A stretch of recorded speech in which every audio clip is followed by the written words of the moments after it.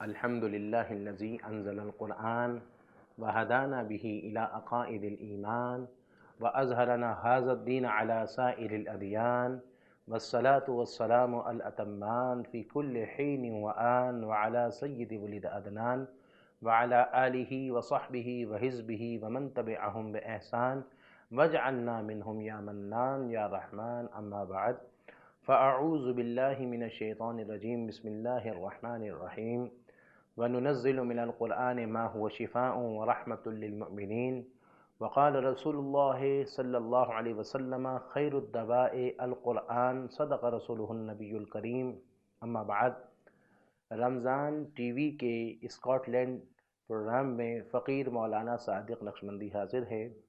انشاءاللہ فقیر آپ کے سامنے اسلام اور روحانیت کے حوالے سے مختلف گوشوں پر بات کرنے کی کوشش کرے گا. اللہ تبارک و تعالیٰ سے دعا ہے کہ اللہ تعالیٰ روحانیت کی منزلوں کو میرے لیے بھی آسان کریں اور آپ کے لیے بھی آسان کریں، اور ہم سب کو منزل مقصود تک، قرب الہی کی منزل تک پہنچنے کی توفیق عطا فرمائیں. ایک بات میں عرض کرنا چاہوں گا کہ اگر کوئی چاہتا ہے کہ ولی بن جائے، ولایت کے درجے کو پہنچ جائے، تو اس کے لیے 3 اسٹیپس پر عمل کرنا ہوگا، اور 3 اسٹیپس پر جب بندہ چلتا جائے گا تو پھر اللہ تبارک و تعالیٰ کا قرب ہوگا اور بندہ ایک مقام پر پہنچے گا.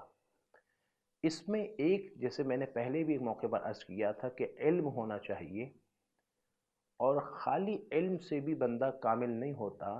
جیسے کہ میں نے عرض کیا کہ علم کے ساتھ ساتھ عمل بھی ہونا چاہیے، عمل کے ساتھ ساتھ کثرت ذکر ہونا چاہیے، ذکر کی کثرت ہونا چاہیے. اس کی ایک وجہ آپ کو عرض کرتا چلوں. جتنے بھی اللہ کے مخلوق ہے، جن کی روحیں ہیں، سوال یہ پیدا ہوتا ہے کہ اللہ نے جتنی مخلوق بنائے، ہر ایک مخلوق میں کئی ایسی مخلوق ہے جس میں روح موجود ہے، تو پھر انسان کو اہمیت اور فوقیت کیوں دی گئی ہے؟ انسان کو دیگر مخلوقات میں فوقیت اور اہمیت کیوں دی گئی ہے؟ اس کی مختلف وجوہات ہیں. ایک وجہ یہ ہے کہ اللہ رب الجلال نے فرمایا کہ وَنَفَخْتُ فِيهِ مِن رُوحِي. اللہ نے فرمایا کہ اس انسان میں نے روح ڈالی ہے. باقی کسی اور مخلوق کے بارے میں یہ نہیں فرمایا اللہ نے کہ فلاں میں روح ڈالی، فلاں میں نے روح ڈالی، یہ نہیں فرمایا.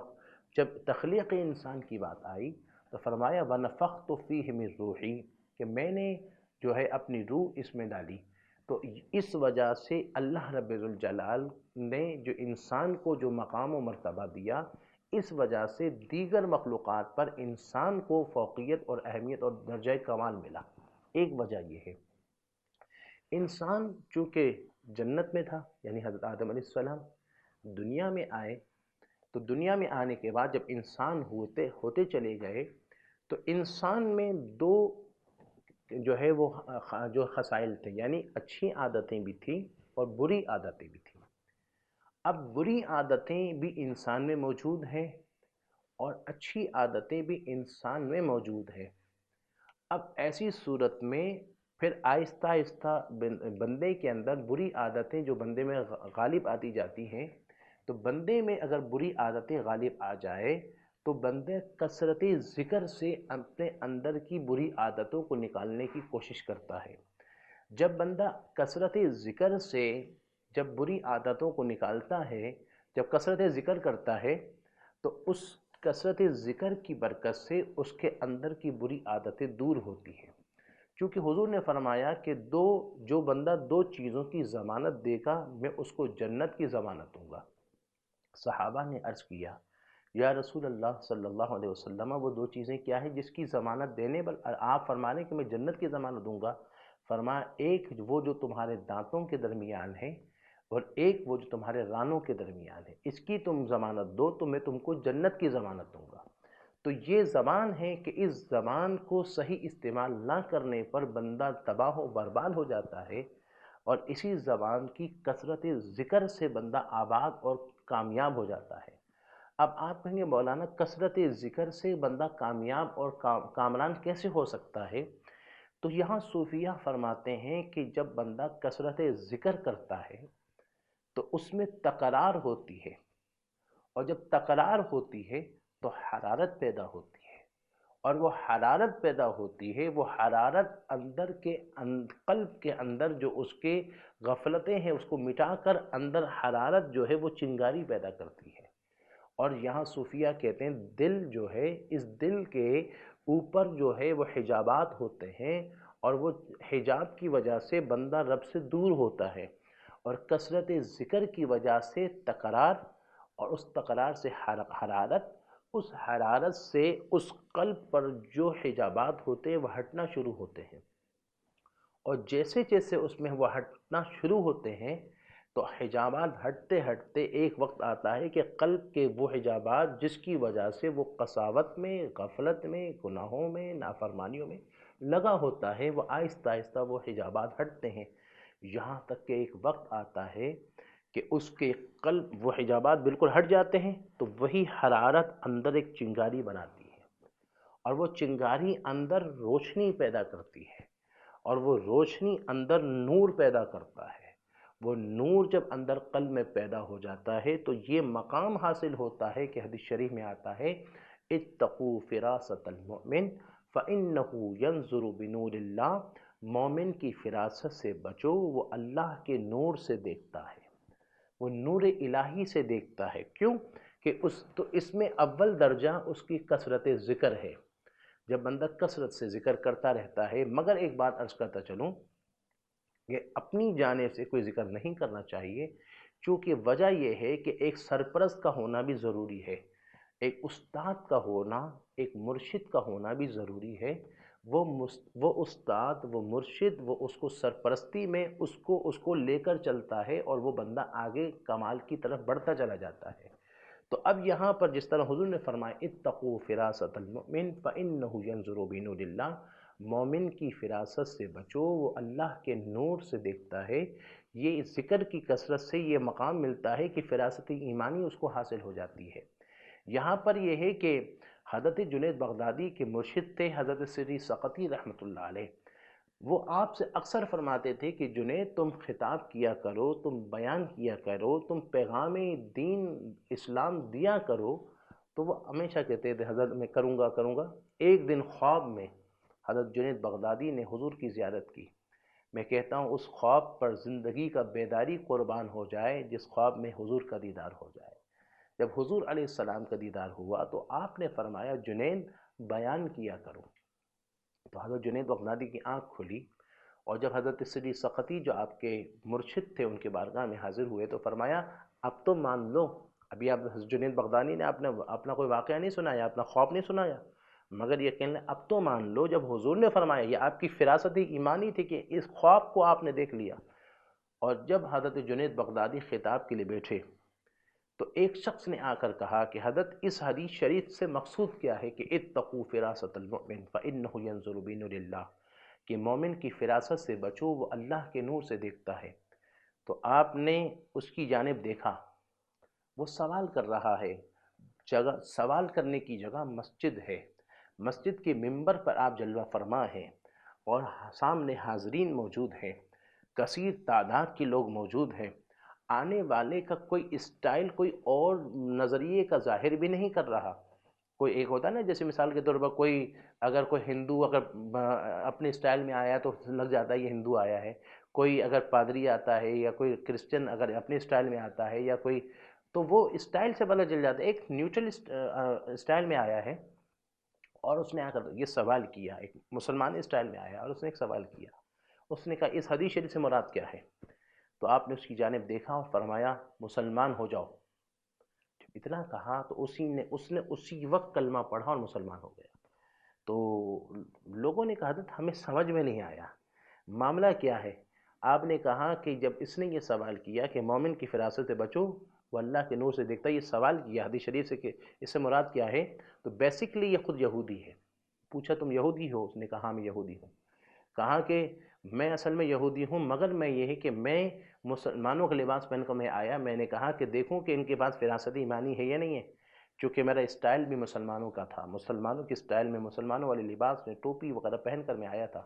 تو اب اس صورت میں میں نے یہ سوال جو کیا تو اب حضرت جنید بغدادی نے میرے اپنے فراست ایمانی سے میری حالت کو دیکھ لیا اور پہچان گئے کہ یہ بندہ جو ہے یہ فراست کی بات کر رہا ہے، اب میں اس کو دلائل دے کر نہیں اس کی حالت کا بتا دیتا ہوں، اور بتا دیا کہ تو اس وقت اسی وقت جو ہے اس نے کلمہ پڑھا اور اسلام کے اندر داخل ہو گیا۔ اور حضرت جنید بغدادی کا فراست کا یہ عالم تھا کہ آپ کے ایک مرید کہتے ہیں میں گھر میں تھا اور مجھے خیال آیا کہ شاید جنید بغدادی گھر کے باہر ہے، دروازے کے باہر ہے، مگر میں نے سوچا کہ کوئی دروازہ کھٹکھٹایا نہیں تو کہاں ہوں گے، میں نے نہیں کھولا۔ دوبارہ تھوڑی دیر میں پھر خیال آیا کہ شاید ہے، کھولوں، پھر کہا دروازہ تو کھٹکھٹایا نہیں، کیوں کھولوں؟ تیسری دفعہ دوبارہ خیال آیا تو کہا کہ میں نے دروازے اٹھا اور جب دروازہ کھولا تو سامنے جنید بغدادی کھڑے تھے۔ فرمایا پہلی دفعہ دل پہ خیال آنے پر کیوں نہیں کھولا؟ یہ ہے فراست ایمانی۔ یہ فراست ایمانی یہ بندے کے اندر جو آتی ہے یہ کثرت ذکر سے آتی ہے، کیونکہ کثرت ذکر جیسے میں نے عرض کیا کہ وہ تکرار پیدا کرتی ہے، تکرار حرارت پیدا کرتی ہے، حرارت چنگاری پیدا کرتی ہے، وہ اندر کے حجابات کو ہٹاتی ہے اور پھر اندر نور پیدا کرتی ہے، اور وہ نور جو ہے وہ روشن ہوتا ہے، اور یہ عالم ہوتا ہے کہ اس کے سامنے فراست ایمانی کی برکت سے اس کے سامنے حجابات ہٹ جاتے ہیں اور وہ سارے معاملات اس کے سامنے منکشف ہوتے چلے جاتے ہیں۔ اب یہی جب حرارت بڑھتی ہے اور اندر نور پیدا ہوتا ہے تو اس کا یہ فائدہ ہوتا ہے کہ اندر کی جو خرافات، جو اس کے اندر جو برائیاں ہوتی ہیں وہ آہستہ آہستہ دور ہونا شروع ہو جاتی ہیں۔ یہاں پر میں عرض کرنا چاہوں گا کہ پہلا اسٹیپ بندے کا وہ ہوتا ہے توبہ کا۔ کوئی بھی بندہ ہو، کتنا بھی بندہ گناہگار ہو، سیاکار ہو، اسیاں شعار ہو، بدکار ہو، کچھ بھی ہو، اللہ رب ذوالجلال نے قرآن میں صریحی انداز میں فرما دیا کہ قُلْ يَا عِبَادِيَ الَّذِينَ أَسْرَفُوا عَلَىٰ أَنفُسِهِمْ لَا تَقْنَطُوا مِن رَحْمَةِ اللَّهِ إِنَّ اللَّهَ يَغْفِرُ الذُّنُوبَ جَمِيعًا۔ محبوب آپ فرما دیجئے کہ اے میرے بندو جنہوں نے، اللہ نے کہا اے میرے بندو جنہوں نے اپنی جانوں پر ظلم کیا، لا تقنطوا من رحمت اللہ، اللہ کی رحمت سے مایوس نہ ہو، ان اللہ یغفر الذنوب جميعا، اللہ سارے گناہوں کو معاف فرما دے گا۔ تو یہاں پر بندے کو چاہیے کہ بندہ کتنا گناہگار ہو، کتنا سیاہکار ہو، یہاں ایک ہے عابد کی زندگی، ایک گناہگار کی زندگی۔ عابد کی زندگی وہ اس کی نظر پچھلے زندگی پر ہوتی ہے اور گناہگار کی نظر آگے والی زندگی پر ہوتی ہے، کہ عابد جو ہے اس کی پچھلی وجہ سے، نیک بندے کی پچھلی وجہ محنت کی وجہ سے یہ مقام ملا، اور گناہگار کو آگے نظر رکھنا ہے کہ آگے کی زندگی اچھا کرے تو یہ صحیح معنی پہ مقام کو حاصل کر سکتا ہے۔ تو اسی طرح بندہ جو ہے کوئی کتنا گناہگار ہو، قرآن نے کہا کہ واللہ کی رحمت سے مایوس نہ ہو، وہ معافی مانگے، اللہ سارے گناہوں کو معاف فرما دیتا ہے۔ ایک وقت ہوتا ہے غرغرہ موت، جب سانس نکلتی ہے، اور سانس نکلتے ہوئے جب یہاں حلق میں اٹکتی ہے اس کو غرغرہ موت کہا جاتا ہے۔ اس وقت کی توبہ قبول نہیں ہوتی، باقی اس کے علاوہ بندہ جب بھی بڑھاپے میں، جوانی میں، کسی بھی وقت میں توبہ کرتا ہے، اللہ رب ذوالجلال اس کی توبہ کو قبول فرماتا ہے۔ سوال یہ کہ غرغرہ موت کے وقت اس کی توبہ قبول کیوں نہیں کی جاتی؟ جب اس کے جسم سے روح نکل رہی ہوتی ہے، اس وقت غرغرہ موت کو جب پہنچتا ہے اس وقت اس کی توبہ قبول نہیں کی جاتی۔ کیوں نہیں کی جاتی؟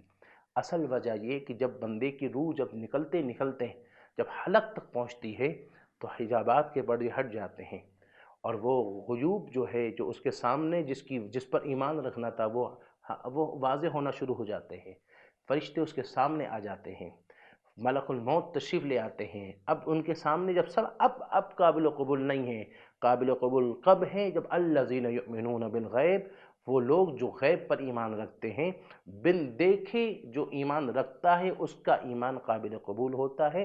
بعد میں جو ہے جب غرغرہ موت میں جہاں حجابات ہٹ گئے اب تو ماننا پڑے گا، اب تو مان کے کیا فائدہ ہوگا، پہلے ماننے کا حکم ہوتا ہے۔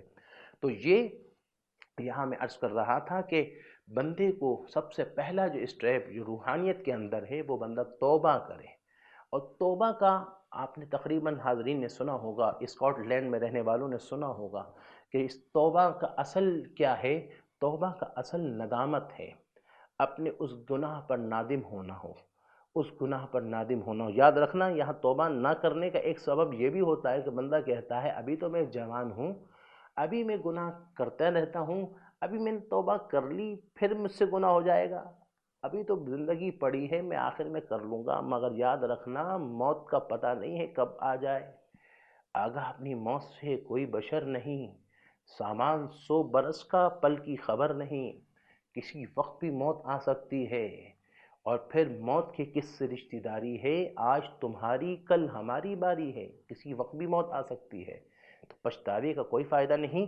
اس لیے توبہ کر لینا چاہیے۔ پھر یہ، اور توبہ کیسے کرنا چاہیے؟ کیا کان پکڑ کے کھینچنا، ناک کو رگڑنا یہ توبہ ہے؟ نہیں، اپنے اس گناہ پر نادم ہونا، نادم اور شرمسار ہو کر آئندہ گناہ نہ کرنے کا عزم مصمم ہونا، پکا ارادہ ہو کہ آئندہ میں نہیں کروں گا گناہ، اور اس پر ندامت ہو کر جب اپنے رب کی طرف وہ رجوع کرتا ہے، اپنے رب کی طرف وہ لوٹتا ہے، تو اللہ رب ذوالجلال اس پر مہربانیوں کی برسات فرما دیتا ہے، اور ایسی برسات فرماتا ہے کہ اس کے سارے گناہوں کو معاف کرتا ہے۔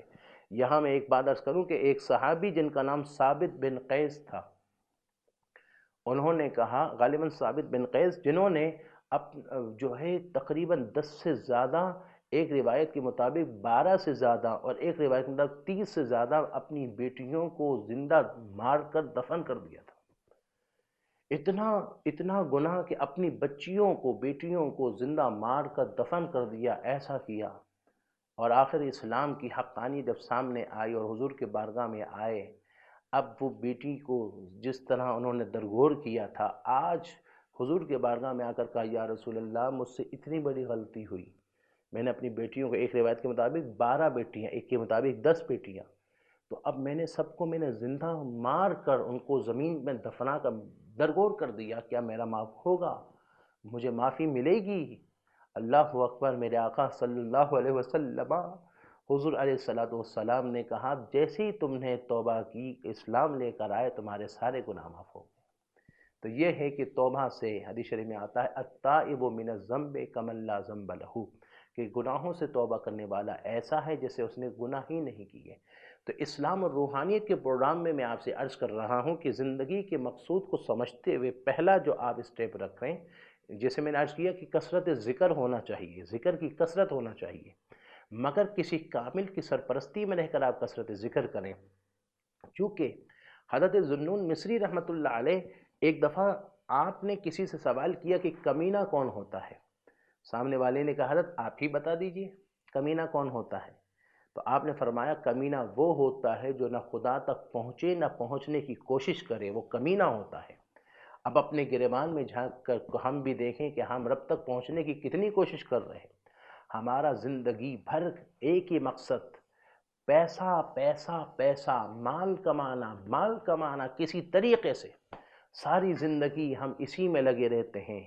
یا تو شروع کا وقت ہوتا ہے ایجوکیشن، تعلیم میں بندہ اپنا وقت گزارتا ہے کہ بھئی بچہ ہے، پڑھ رہا ہے، اسکول کالج یونیورسٹی اور یہ وہ اس میں لگ گیا، اس کے بعد اس سے نکلا، اس کے بعد پھر نوکری، اسی ڈیوٹی میں لائف گزار دیتا ہے، اور یہ وقت آتا ہے کہ یہ شیئر کرنا پڑتا ہے کہ کیا کروں، احباب کیا کار نمایاں کر گئے، بی اے کیا، نوکر ہوئے، پینشن ملی، پھر مر گئے۔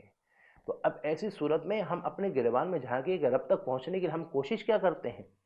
مگر ذوالنون مصری کہتے ہیں وہ بہت بڑا کمینہ ہے جو نہ خدا تک پہنچے نہ پہنچنے کی کوشش کرے۔ کوشش تو کرنا چاہیے، اس کوشش کرنے کے لیے اگر کوئی کسی مقصد تک، منزل تک پہنچنا ہے، تو ہم اس منزل کا پہلے ایک پلاننگ بناتے ہیں، اور پلاننگ بنانے کے بعد اس میں تدبر تفکر کر کر اس کے مطابق ہم اپنے ٹیچر سے گائیڈ لیتے ہوئے ہم آگے بڑھنے کی کوشش کرتے ہیں، اور کوشش کرتے ہوئے وہ ہماری رہنمائی کرتا ہے، اور آخر کار ہم اس لیول تک پہنچ جاتے ہیں۔ کسی کو ایم بی بی ایس کرنا ہے، کسی کو عالم بننا ہے، کسی کو جو ہے اکنامکس میں جانا ہے، کسی کو کچھ، تو پہلے اس کے اسٹیپ بائی اسٹیپ آگے بڑھتا ہے، تو کوشش کرتا ہے نا۔ اسی طرح رب تک پہنچنے کی بھی کوشش کی جائے، سرپرست کا ہونا ضروری ہے۔ اب کوئی کہے گا کہ مجھے سرپرست کی ضرورت نہیں، رب کہہ رہا ہے میں قریب ہوں اور مجھ تک پہنچنے جو ہے وہ میں سنتا بھی ہوں، میں دعائیں قبول بھی کرتا ہوں، تو مجھے کسی کی ضرورت نہیں ہے۔ اگر یہ بات، یہ نظریہ رکھتے ہیں، تو میں کہوں گا اگر یہ بات ہے تو ابو جہل تو کعبہ کا طواف وہ بھی کرتا تھا، ابو لہب کعبہ کا طواف کرتا تھا، عتبہ شیبہ کعبہ کا طواف کرتے تھے، کعبہ والے تو تھے، اللہ والے نہ تھے۔ جو رسول اللہ والے ہوئے وہی تو اللہ والے ہوئے۔ تو حضور کے بغیر تو ابو جہل کعبہ تک پہنچ کر بھی رب تک نہیں پہنچا، تو حضور تک پہنچ کر ہی رب تک پہنچا گیا۔ اسی طرح کوئی بندہ جو ہے وہ رب تک پہنچنا چاہے تو کوئی کامل سرپرست ہو، کامل مرشد ہو، کامل پیر ہو، کامل ہو، یہ بھی ذہن میں رکھیے گا۔ 2 نمبر بہت ملیں گے آپ کو۔ اب آپ کو کیسے پتہ چلے گا یہ 2 نمبر ہے، یہ 1 نمبر ہے، یہ اچھا ہے، یہ برا ہے؟ اس کا بہاؤالدین نقشبندی رحمۃ اللہ علیہ نے بھی ذکر فرمایا ہے، اور اعلیٰ حضرت امام احمد رضا خان بریلوی علیہ رحمت نے بھی نقل فرمایا ہے۔ بہاؤالدین نقشبندی فرماتے ہیں جعلی وہ ہے جو خالی اپنے تک پہنچائے، وہ کہے بس میرے پاس پہنچ گئے، میرے پاس بیٹھ جاؤ، بس میری تعریف کرو، واہ واہ پیر صاحب کرتے رہو وہ، اور آگے نہ بڑھائے، خدا تک پہنچنے کے نہ رستے بتائے، نہ طریقے بتائے، وہ جعلی ہے۔ اور وہ ہے کامل جو رب تک پہنچنے کے لیے جو اس تک پہنچے، اس کو رب تک پہنچائے، وہ کامل ہے۔ تو اس لیے ایسے کامل کی تلاش کریں، اور کامل کی تلاش کر کے ان کی سرپرستی میں محنت کریں، اور اس میں کوشش کریں کہ بندہ توبہ کر کے کثرت ذکر کرے، ذکر اذکار کی کثرت کرے ان کے دیے ہوئے سبق کے مطابق، تو پھر آہستہ آہستہ اس کے لیے رب تک پہنچنے کی منزل آسان ہوتی جاتی ہے، اور ایک وقت وہ آتا ہے کہ وہ رب تک پہنچ جاتا ہے۔ تو اب باقی کچھ باتیں جیسے اعلیٰ حضرت نے اسلام اور روحانیت کے حوالے سے، مرشد کے حوالے سے جو بات فرمائی، وہ ابھی تھوڑے سے بریک کے بعد انشاءاللہ واپس لوٹ کر آئیں گے، اور مزید آپ کے سامنے ہم کلامی کریں گے۔ خوش آمدید ناظرین، رمضان ٹی وی اسکاٹ لینڈ کے اس پروگرام میں فقیر مولانا صادق نقشبندی آپ کے سامنے حاضر خدمت ہے، اور آپ کے سامنے اسلام اور روحانیت کے پروگرام کے حوالے سے کچھ لب کشائی کرنے کی کوشش کر رہا ہے۔ تو میں یہ عرض کر رہا تھا کہ ہمیں رب تک پہنچنے کی کوشش کریں، اس میں یہ ہے کہ کوئی کامل مرشد ہو، کامل پیر ہو، ان کی سرپرستی میں آگے بڑھنے کی کوشش کرنا چاہیے۔ اب اس میں یہ ہے کہ آج کے دور میں جعلی 2 نمبر بہت ہیں، جن کی نظر آپ کے دل پر نہیں، آپ کے جیب پر ہوتی ہے، اور ایسی صورت میں وہ کیا آپ کو پہنچائیں گے؟ وہ خود لالچ والے لوگ ہوتے ہیں۔ جب لالچ والے لوگ ہوتے ہیں تو ان کے اندر اخلاص نہیں ہوتا، کیونکہ اخلاص اور لالچ یہ اپوزٹ چیز ہیں، یہ دونوں ساتھ جمع نہیں ہو سکتے۔ تو ایسی صورت میں کامل کے لیے کوئی آپ چاہیں کہ وہ آپ پہچان لیں کہ مجھے یہ شرائط ہیں، یہ ہوں تو میں ان کے ہاتھ میں مرید ہوں، اور وہ مجھ کو آگے پہنچائے۔ اس کے بارے میں اعلیٰ حضرت امام احمد رضا خان بریلوی علیہ رحمت فرماتے ہیں، اس کے لیے 4 شرائط ہیں۔ پہلا شرط یہ ہے کہ وہ بندہ فاسق معلن نہ ہو۔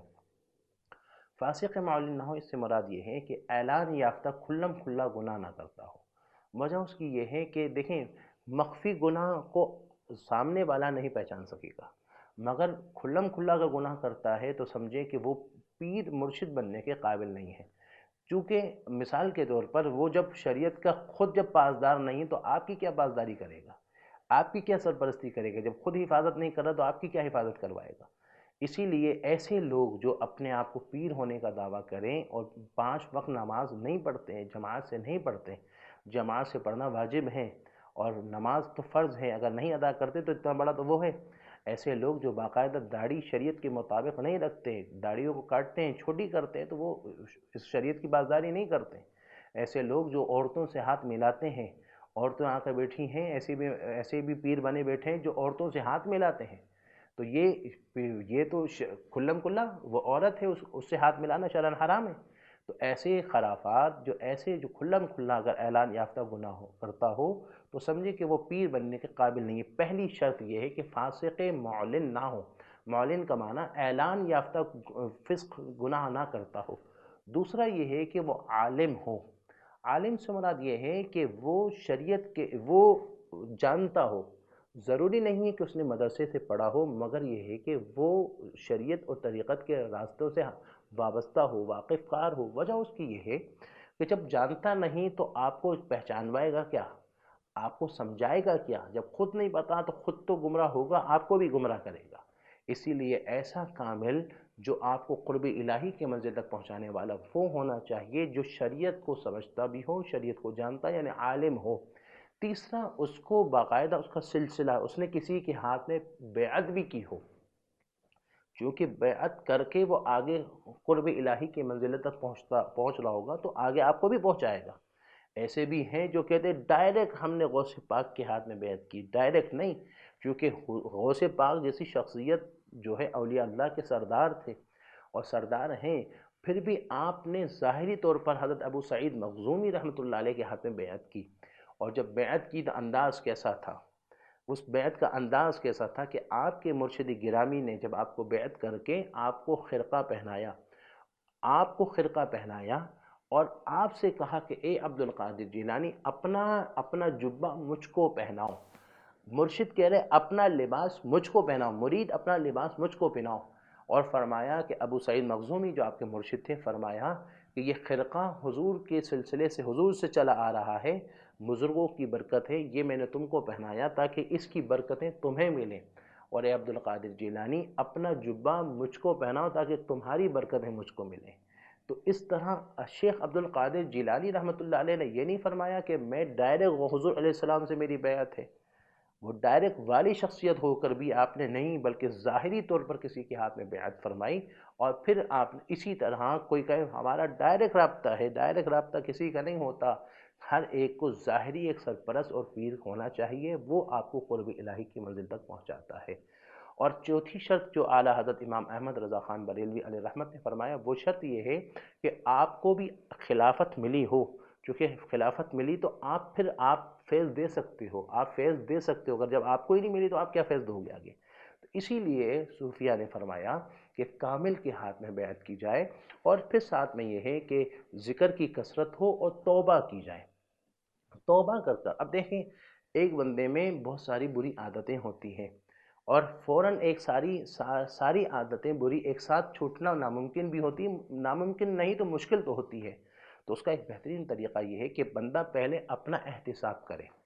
احتساب میں بہتر طریقہ جو میں آپ کو ایک مشورہ دوں گا، آپ اپنی خامیاں لکھیں، خوبیاں لکھیں، اپنے ڈائری میں لکھیں مجھ میں کیا ہے، میں جھوٹ بولتا ہوں نہیں بولتا، بولتے ہو تو لکھ لو، میں بدنگاہی کرتا ہوں نہیں کرتا ہوں، کرتے تو لکھ لو، میں جو ہوں وہ کسی کو چیٹنگ کرتا ہوں، دھوکہ دیتا ہوں نہیں دیتا، لکھ لو، میں کتنا خیال کرتا ہوں، کتنا احساس کرتا ہوں، لکھ لو، احساس کرتا ہوں، میں جو ہے وہ اپنے ماں باپ کا ادب کرتا ہوں تو لکھ لو، نہیں کرتا ہوں تو لکھ لو، خوبیاں بھی لکھ لیں، خامیاں بھی لکھ لیں، خوبیاں جو ہیں اس کو نکھارنے کی کوشش کریں، ایک ہی خوبی کو نکھارنے کی کوشش کریں، اور کوشش کریں جو خامی ہے اس کو کوشش کریں کہ 10 دن میں اس خامی کو دور کرنے کی کوشش کروں گا، اور پھر انسان ہے، اور انسان خطا و نسیان کا مرکب ہے، الانسان مرکب عن الخطیہ والنسیان، انسان خطا و نسیان کا مرکب ہے، تو اس صورت میں اس سے خامی ہوتے وہ برائی کو دور کرتے کرتے اچانک پھر ہو جائے گی، پھر اپنا ول پاور مضبوط کریں اور پھر کوشش کریں کہ دور کرنے کی، اور اس صورت میں آپ کی رہنمائی ایک تو آپ کو مرشد کریں گے، دوسرے آپ کو ذکر کی کثرت ہوگی،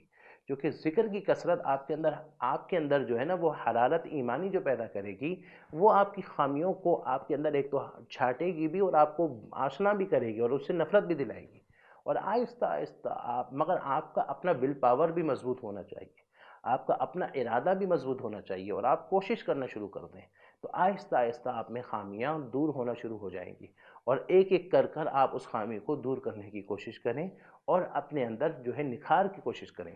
اب کیا ہوگا جب آپ کی کثرت ذکر ہوگا، اور کثرت ذکر سے کیا ہوگا کہ آپ کے اندر وہ ذکر سرایت کرے گا، چونکہ قرآن فرماتا ہے کہ یا ایہا الذین آمنوا اذکروا اللہ ذکرا کثیرا، ایمان والو اللہ کا ذکر کثرت سے کرو۔ ایک مقام پر کہا کہ ذکر جو ہے وہ کھڑے بیٹھے لیٹے ہر وقت ذکر کیا جائے، ایسے لوگ ہیں جو اللہ کا ذکر کرتے ہیں کھڑے بھی، بیٹھے بیٹھے، لیٹے لیٹے، یعنی ہر وقت ذکر کرو، اور ایک مقام پر اللہ نے فرمایا کہ وَتَبَتَّلْ إِلَيْهِ تَبْتِيلًا، سب سے ہٹ کر ذکر الہی میں لگ جاؤ، اور یہاں تک کہ حضور نے ایک مقام پر فرمایا کہ اتنا ذکر کرو کہ لوگ تمہیں پاگل کہیں، اتنے ذکر میں لگ جاؤ۔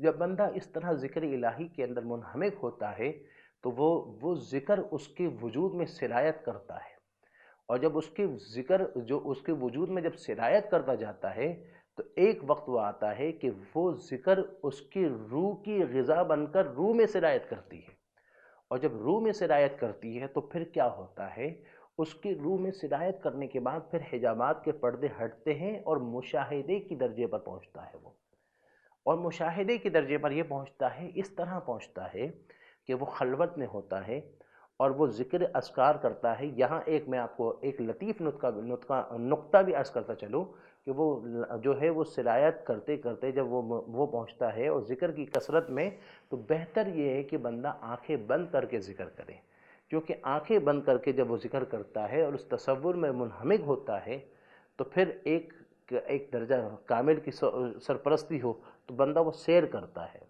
وہ روحانیت میں وہ سیر کرتا جاتا ہے، اور سیر کرتے ہوئے وہ بارگاہوں میں پہنچتا ہے، وہ بارگاہوں میں پہنچتا ہے. کبھی وہ سیر کرتے ہوئے کسی بارگاہ میں ہوتا ہے، کبھی سیر کرتے ہوئے کسی بارگاہ میں ہوتا ہے. اور شاعر نے ایک شعر کہا کہ دل میں ہو یاد تیری گوشہ تنہائی ہو، پھر تو خلوت میں انجمن آرائی ہو. یعنی وہ تنہائی میں ہوتا ہے اور جو ہے عجائبات کے پردے ہٹ جاتے ہیں، اور وہ اس تنہائی میں ہو کر وہ خلوت میں نہیں ہوتا. وہ لوگ سمجھتے ہیں کہ وہ خلوت میں ہیں، حقیقت میں وہ خلوت میں نہیں، وہ جلوت میں ہوتا ہے. اور وہ سیر کرتا ہے، کبھی کس بارگاہ میں ہوتا ہے، کبھی کس بارگاہ میں ہوتا ہے، اور وہ مشاہدے کی درجے پر پہنچتا ہے. اور مشاہدہ کرتے ہوئے آگے بڑھتے بڑھتے ایک وقت آتا ہے کہ مشاہدہ حق تک پہنچتا ہے. اور مشاہدے کے بعد پھر وہ جب ذکر کی کثرت اور کامل کی توجہ کامل کی وجہ سے برکت سے وہ معائنے کے درجے پر پہنچتا ہے. اور جب معائنے کے درجے پر پہنچتا ہے اور اس کا ذکر اس کی روح میں سرایت کر جاتی ہے، اور جب روح میں اس کا ذکر سرایت کر جاتی ہے اور اس کے روح کے اندر جب سرایت کرتی ہے، تو پھر یہاں ایک باریک بات علماء اور صوفیاء نے فرمائی، اور وہ بات یہ فرمائی کہ اس کی وجود بھی نورانی بنتا ہے. اور جب اس کا وجود نورانی بنتا ہے تو اس کا ظاہر کا جو جسم ہے وہ کثیف ہے، اور جو ذکر ہے وہ لطیف ہے. چونکہ ذکر ہے ایک نور ہے، اور نور ایک لطافت رکھتا ہے، اور وہ نور کی لطافت اس کے اندر لطافت نورانیت پیدا کرتی ہے. اور وہ نورانیت میں اس کا وجود میں جب وہ سرایت کرتی ہے تو اس کا وجود بھی لطیف ہو جاتا ہے. اور جب لطافت کے درجے پر پہنچتا ہے، اس کا جسم لطیف ہوتا ہے، تو پھر ایک حدیث شریف جو حدیث قدسی بخاری شریف کی حدیث ہے، حدیث شریف میں آتا ہے کہ لا یزال عبدی یتقرب الی بالنوافل، کہ میرا بندہ نوافل کے ذریعے میرے قریب ہوتا ہے. اللہ حدیث قدسی ہے، اس حدیث کو حدیث قدسی کہا جاتا ہے کہ اللہ کا بندہ میرے جو ہے لا یزال عبدی یتقرب الی بالنوافل، نوافل کے ذریعے میرے قریب ہوتا ہے. اللہ نے یہ نہیں فرمایا کہ فرض کے ذریعے میرے قریب ہوتا ہے، بلکہ فرمایا نوافل کے ذریعے، کیونکہ فرض تو آپ پر قرض ہے، وہ آپ کو تو ادا کرنا ہی ہے، آپ کا اس کے بغیر کوئی چھٹکارا ہے ہی نہیں، وہ تو آپ کو کرنا ہی کرنا ہے. مگر نفل سے مراد ایکسٹرا ہے، جو آپ کو کرنا آپ پر لازم نہیں، جو آپ پر قرض نہیں، آپ اپنے ذوق و شوق سے خود کر رہے ہو. جب ایکسٹرا کرتے ہو، آپ ایکسٹرا جو آپ کو نہیں آپ پر لازم ہے پھر کرتے ہو، تو فضل ربانی بڑھتی ہے. اور جب فضل ربانی بڑھتی ہے تو یہاں تک کہ اللہ فرماتا ہے کہ حتی احببتہ، میں اس کو اپنا محبوب بنا لیتا ہوں. جب وہ میرا محبوب بن جاتا ہے تو فرمایا کہ فَكُنْتُ سَمْعَهُ الَّذِي يَسْمَعُ بِهِ. اللہ فرماتا ہے، حدیث قدسی ہے، بخاری شریف کی حدیث ہے، بہت مشہور حدیث ہے. آپ نے فرمایا، اللہ نے فرمایا کہ فَكُنْتُ سَمْعَهُ الَّذِي يَسْمَعُ بِهِ. اللہ فرماتا ہے میں اس کے کان بن جاتا ہوں جس سے وہ سنتا ہے.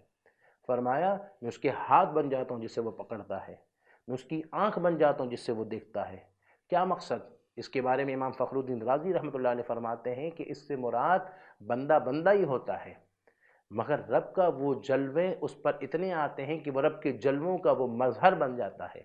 اور جب رب کے جلووں کا جب وہ مظہر بنتا ہے تو پھر اللہ رب ذوالجلال اس کو وہ قدرت، وہ صلاحیت دیتا ہے کہ وہ قریب والوں پر بھی اپنا تصرف کر سکتا ہے اور دور والوں پر بھی اپنا تصرف فرما سکتا ہے. وہ قریب والوں کی بھی مدد کر سکتا ہے، وہ دور والوں کی بھی مدد کر سکتا ہے. وہ اللہ اس کو ایسا روحانی پاور دیتا ہے. اب دنیا کا کوئی بادشاہ کسی کو اپنا دوست بنا دے، اپنا محبوب بنا دے، تو اس کو وہ اتھارٹی دیتا ہے. وہ کہتا ہے میں وزیر اعظم کا دوست ہوں، مجھے کوئی پرواہ نہیں، میں فلاں صدر کا میں دوست ہوں، فلاں ناظم میرا دوست ہے. ارے کسی اچھے لیول والے کی اگر دوست بن جاؤ تو تمہیں ایک اتھارٹی مل جاتی ہے، تمہیں ایک پاور مل جاتا ہے، تمہارا ایک بھرم ہوتا ہے. جو رفت کا دوست ہو اس کا اپنا اب اس کو تصرف نہیں مل سکتا، اس کو اس کی طاقت نہیں مل سکتی، یقیناً مل سکتی ہے۔ تو اسی لیے اللہ اپنے محبوب اپنے پیارے کو ایک تصور، ایک طاقت عطا فرماتا ہے کہ وہ قریب والوں کی بھی مدد کر سکتا ہے، وہ دور والوں کی بھی مدد کر سکتا ہے۔ ایسے موقع پر آپ حضرت شیخ عبد القادر جیلانی رحمۃ اللہ علیہ نے فرمایا کہ اگر میرا مرید مشرق میں ہو اور میں مغرب میں ہوں، اس کا اگر سطر کھل جائے تو میں ڈھانپ دوں گا۔ اب یہ سننے والوں نے کہا کہ واہ، حضرت غوث پاک شیخ عبد القادر جیلانی کی روحانی طاقت ہے کہ اتنا دور کہ مرید مشرق میں ہے، آپ مغرب میں، اس کا سطر کھل جائے میں ڈھانپ دوں۔ مگر جو نیوٹرل پرسنس ہوں گے وہ کہیں گے اٹس امپاسبل، یہ کیسے ممکن ہے کہ اتنا دور آپ جو ہے وہ کر سکتے ہیں۔ تو یہاں میں ایک مثال دے کر بتاؤں گا کہ جب زمین سے آسمان کی جانب، جب چاند کی جانب، جب سیارہ روانہ ہوا تھا، اس میں 3 افراد موجود تھے۔ انہوں نے جو لباس پہنا تھا وہ 200 پاؤنڈ وزن لباس تھا۔ یہاں سے 3 افراد جو گئے تھے، 3.25 لاکھ میل دور چاند تھا۔ جب یہاں سے چاند پر یہ جب گئے تو یہاں پر مشینریز تھی، یہاں پر پرسنس موجود تھے، وہاں پر وہ لوگ تھے۔ وہ اپنے ساتھ، ہم یہاں سے دبئی جائے تو اپنے ساتھ کپڑے لے جائیں، مانچسٹر جائے تو اپنے ساتھ لباس لے جائیں، ہم اسکاٹ لینڈ جائیں تو اپنے ساتھ لے جائیں، مگر وہ لوگ گئے تو وہ اپنے ساتھ کچھ نہیں لے گئے تھے۔ ان کا لباس چینج کرنا ہوتا، یہاں بٹن دبتا، وہ لباس ہٹتا، دوسرا لباس آتا۔ یعنی سائنس میں وہ طاقت ہے کہ آپ کا یہاں سے لباس چینج کر دے، 3.25 لاکھ میل دور وہ لباس ہٹے، دوسرا آ جائے۔ جب سائنس کی طاقت کا یہ عالم ہے تو ولی کی طاقت کا کیا عالم ہوگا، ان کی ولایت اور ان کی تصرف کی طاقت کا کیا عالم ہوگا۔ تو جب اس کا یہ معاملہ ہوتا ہے کہ اس کا جسم جو ہے نا وہ نورانی ہوتا ہے، تو اس کا جسم لطیف ہوتا ہے، اور جب اس کا جسم لطیف ہوتا ہے تو اس کو جسم مثالی حاصل ہوتی ہے، اور جب جسم مثالی حاصل ہوتی ہے تو اس کا جسم مثالی یاد رکھ رہا ہے یہ ولی کو حاصل ہوتی ہے، اور جس میں مثالی حاصل ہوتی ہے تو اس کا یہ مقام ہوتا ہے کہ وہ جہاں چاہے، ایک ہی وقت میں جہاں چاہے اللہ کی عطا کردہ طاقت سے پہنچ سکتا ہے۔ جس طرح حضرت شیخ عبد القادر جیلانی رحمۃ اللہ علیہ، آپ کے ایک بہت مشہور واقعہ ہے کہ ایک مرید نے آپ سے کہا کہ کل حضرت رمضان کا روزہ ہے، آپ کو میری افطار کی دعوت ہے، آپ تشریف لائیے گا۔ آپ نے کہا میں آؤں گا۔ دوسرے نے بھی کہا، آپ نے کہا میں آؤں گا۔ تیسرے نے کہا، آپ نے کہا میں آؤں گا۔ اس طرح 70 آپ کے مریدین نے آپ کو دعوت دی، اور سب اپنے اپنے مختلف مقامات پر تھے۔ آپ نے سب کو کہا میں آؤں گا۔ اگلا دن آیا، ایک مرید نے کہا کہ آج زہ نصیب حضرت غوث پاک میرے گھر تشریف لے کر آئے تھے۔ دوسرے نے کہا کیوں جھوٹ بول رہے ہو، حضرت غوث پاک تو میرے یہاں تشریف لائے تھے۔ تیسرا کہنے لگا کہ کیوں جھوٹ بول رہے ہو کہ وہ تو میرے یہاں تشریف لائے تھے۔ 70 افراد مریدین میں آپس میں بحث شروع ہو گئی، اور جب خادم کے پاس پہنچے اور خادم سے کہا، کہنے لگے کیسے جھوٹ بول رہے، حضرت غوث پاک تو اپنے گھر سے بھی نہیں نکلے تھے، اپنے کمرے میں تھے۔ غوث پاک کی بارگاہ میں آ کر ہر ایک نے کہا حضرت آپ میرے یہاں تشریف لائے تو آپ نے کہا ہاں، دوسرے نے کہا آپ میرے آئے تو آپ نے کہا، تیسرے نے کہا آپ میرے آئے تو آپ نے کہا۔ سب متعجب ہو گئے کہ ایک ہی وقت میں آپ سب جگہ کیسے آئے۔ آپ نے کہا سامنے درخت دیکھو، درخت کے پتوں کو دیکھو۔ آپ نے کہا آنکھیں بند کرو، کھولو۔ جب کھولا تو ہر پتے پر غوث پاک نظر آ رہے تھے۔ فرمایا کہ اللہ نے ہمیں یہ طاقت دی ہے، کیونکہ جو جسم مثالی رکھتا ہے اس کا یہ مقام ہوتا ہے کہ وہ ایک وقت میں جہاں چاہے پہنچ سکتا ہے۔ تو یہ کثرت ذکر سے اللہ یہ مقام اور مرتبہ عطا کرتا ہے کہ اس طرح وہ بندہ درجات کو طے کرتے ہوئے آگے بڑھ جاتا ہے۔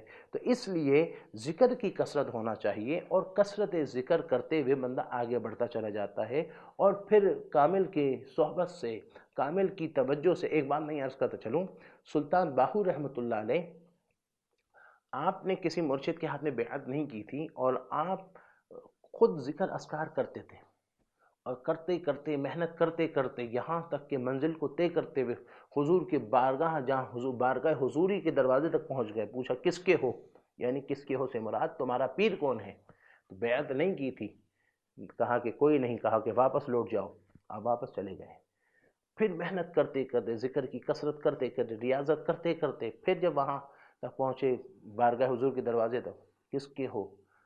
کہا ابھی بیعت نہیں۔ کہا کس کے مرید ہو؟ کہا کہ پھر کہا لوٹ جاؤ۔ پھر آپ نے بیعت کی، اور جب بیعت کی تو اس کے بعد پھر آپ پھر محنت کرتے ہوئے جب پہنچے تو کہا کس کے ہو؟ بتایا۔ کہنے لگے دروازہ کھولو، اور آگے اندر بلا لیا، بارگاہ حضوری تک پہنچے۔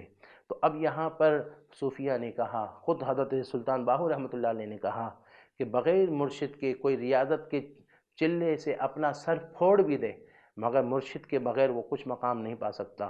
تو کامل مرشد ہو، کامل پیر ہو، اور وہ آپ کی سرپرستی کرے، وہ آپ کو ذکر دے، وہ آپ اس پر محنت کریں، تو پھر بندہ آہستہ آہستہ منزل کو آگے بڑھتا چلا جاتا ہے، اور طے کرتا جاتا ہے، اور ایک مقام تک پہنچ جاتا ہے۔ تو اسی طرح آپ بھی کوشش کریں کہ کامل جو ہے ان کی سرپرستی حاصل کریں۔ اور آج کا یہ دور ہے کہ ہر بندہ پریشان ہے، نفسا نفسی کا عالم ہے، ہر طرف پریشانی ہی پریشانی ہے۔ اس سکون کی تلاش میں لوگ موبائل میں لگے ہوئے ہیں، لوگ گانے اور سنگنگ میں لگے ہوئے ہیں، گانا سنتے ہیں کہ سکون مل جائے، کوئی ڈرامہ دیکھتا ہے کہ سکون مل جائے، کوئی فلم دیکھتا ہے کہ سکون مل جائے، کوئی ادھر ادھر سیر و تفریح کرتا ہے کہ سکون مل جائے، کوئی نکلتا ہے اس طرف جو ہے وہ ایسے سمندری علاقوں میں کہ سکون مل جائے، کوئی جھولوں کی طرف جاتا ہے کہ سکون مل جائے۔ ہم قرآن سے پوچھتے ہیں کہ میرے پیارے کلام، میرے پیارے اللہ کی کلام مجھے بتا سکون کہاں ہے؟ اللہ فرماتا ہے الا بذکر اللہ تطمئن القلوب، خبردار اللہ کے ذکر سے دلوں کو سکون ملتا ہے۔ کیوں؟ وجہ یہ ہے کہ ہمارا جسم ہے، اسی طرح ہماری روح ہے، ہمارے جسم کی اپنے ضروریات ہے تو ہماری روح کی بھی ضروریات ہے، ہمارے جسم کی ضروریات جب پوری نہ ہو تو ہمارا جسم کمزور ہو جاتا ہے، ہماری روح کی ضروریات پوری نہ ہو تو ہماری روح کمزور ہو جاتی ہے، اور روح کا تعلق چونکہ ارواح سے ہے، اور یہ ذکر اذکار یہ اس روح کی غذا ہے۔ اگر روح کی غذا پوری نہ ملے تو اس صورت میں روح کمزور ہو جاتی ہے، اور جب روح کمزور ہوتی ہے تو آہستہ آہستہ بندہ جو ہے وہ بھی کمزور ہوتا چلا جاتا ہے۔ تو اس صورت میں یہ ہے کہ بندہ اپنے ذکر کی کثرت کریں، ذکر الہی کی کثرت کریں، درود شریف کی کثرت کریں، اس طرح محنت کرتا جاتا ہے تو اللہ رب ذوالجلال کو اس پر قرب ہوتا جاتا ہے، اور بندہ جو ہے وہ آہستہ آہستہ جو ہے اس کی روح کی غذا ملتی چلی جاتی ہے۔ جس طرح اگر بندہ ایک دن کھانا نہ کھائے اس کا جسم تھوڑا سا کمزور ہوتا ہے، دوسرے دن کھانا نہ کھائے تو اس کا جسم میں اور کمزوری آتی ہے، چند دن 7 دن اگر کھانا نہ کھائے، 8 دن کھانا نہ کھائے تو ایسا کمزور ہو کے بستر سے باہر نکلنا مشکل ہو جائے، کمرے سے باہر نکلنا مشکل ہو جائے۔ مگر جب وہ بندہ اپنی غذا پوری کرتا ہے، اور غذا آج کل ہمارے ہم غذا تو بہت ہی کھاتے ہیں، مگر یہ کہ اگر اپنی غذا پوری کرتا ہے تو اس کی جسم میں طاقت آتی ہے، اس کی جسم میں ہمت آتی ہے، اس کی جسم میں قوت آتی ہے، اور وہ بندہ جو ہے وہ ایکٹیو ہوتا ہے، اور پھر وہ نشاط اور پھرتیلا ہو جاتا ہے۔ اسی طرح اگر روح کی غذا، ہم 5 وقت نماز اس کی غذا ہے وہ ہم پوری نہ کریں، ہم درود شریف اس کی غذا ہے وہ پوری نہ کریں، مراقبہ اس کی غذا ہے وہ پوری نہ کریں، اور اسی طرح تسبیح وغیرہ جو ہے اس کی غذا ہے وہ پوری نہ کرے، مرشد کا دیا ہوا سبق اس کی غذا ہے وہ پوری نہ کرے، تو آہستہ آہستہ روح کمزور ہوتی جاتی ہے۔ اور جس طرح روح کمزور ہوتی ہے، جس طرح جسم کی کمزوری پر ایک وقت آتا ہے کمزور ہو کر، بیمار ہو کر بندہ بالکل آؤٹ آف کنٹرول ہو کر، آؤٹ آف لمٹ ہو کر بندہ آخرکار بندہ مر جاتا ہے، اسی طرح روح کی غذا پوری نہ ہوتے ہوتے ایک وقت آتا ہے کہ روح بالکل کمزور ہو کے بالکل مر جاتی ہے، اور بالکل حالت خل آؤٹ ہو جاتی ہے۔ جب ختم ہو جاتی ہے تو پھر روح مردہ ہو جاتی ہے، اور جب روح مردہ ہوتی ہے تو کہتے ہیں ضمیر مردہ ہو چکا ہے، اور جب ضمیر مردہ ہوتا ہے تو پھر اس کو کوئی اچھی چیز اچھی نہیں لگتی، اس کو نہ دعا میں مزہ آتا ہے، نہ لذت ایمانی ملتی ہے، نہ ذکر میں مزہ آتا ہے، کیونکہ اندر وہ مردہ ہو چکا ہوتا ہے۔ اس لیے کوشش کریں کہ آپ کثرت سے ذکر کریں، مرشد کی صحبت میں رہیں، انشاءاللہ آپ کا ذکر کی کثرت ہوگی، مرشد کی صحبت ہوگی تو آہستہ آہستہ آپ جو ہے وہ منزلیں بھی طے کرتے جائیں گے، اور حلاوت ایمانی بھی ملتی جائے گی، اور آپ کی روحانیت بھی جو ہے وہ بڑھتی چلی جائے گی، اور ایک وقت آئے گا کہ آپ جو ہے وہ ایک مقام آئے گا کہ جس طرح کہا کہ رب تک پہنچنے کی کوشش کرتے رہے، کشت کرتے رہیں، یہ آپ کی کوشش ہے، باقی مرضی رب کی ہے، مگر جب آپ کی اخلاص کے ساتھ تگ و دو رہے گی، اخلاص کے ساتھ آپ علم اور عمل اور اخلاص کے ساتھ آپ ذکر کی کثرت سے آگے بڑھتے رہیں گے تو پھر فضل کا دروازہ کھل جائے گا، اور جب فضل کا دروازہ کھلے گا تو انشاءاللہ کرم نوازیاں ہوتی چلی جائیں گی، اور ایک آئے گا کہ بڑا کرم ہوگا۔ اللہ تبارک و تعالیٰ سے دعا ہے کہ اللہ تبارک و تعالیٰ ہم سب کو علم پر چلنے کی، اس پر عمل کرتے ہوئے، اخلاص کے ساتھ زندگی گزارتے ہوئے، کثرت ذکر کے ساتھ آگے بڑھنے کی توفیق دیں، اور اللہ تعالیٰ ہم سب کی حاضری قبول فرمائے۔ وآخر دعوانا ان الحمد للہ رب العالمین۔